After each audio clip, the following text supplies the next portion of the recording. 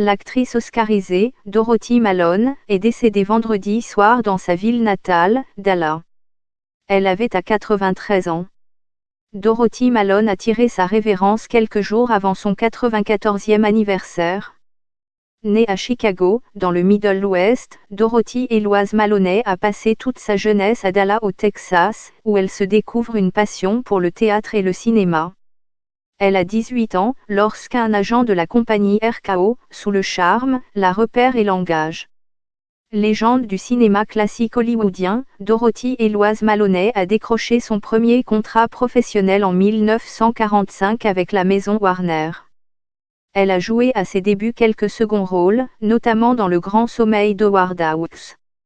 Sa rencontre avec le réalisateur Raoul Walsh qui lui permet d'interpréter ses premiers grands rôles notamment dans One Sunday Afternoon, La fille du désert ou encore en 1955 dans Le cri de la victoire, lui permettra de s'imposer comme une des grandes actrices de son époque. En 1954, en changeant la couleur de sa chevelure habituellement brune en blond platine pour son rôle dans le film You Matort et modifié son nom passant de Dorothy Eloise Malone à Dorothy Malone, elle voit sa notoriété se renforcer.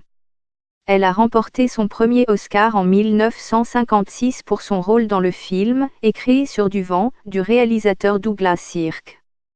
Malgré une carrière très prometteuse et de belles performances, l'échec du film Une femme marquée la ramène à des rôles limités.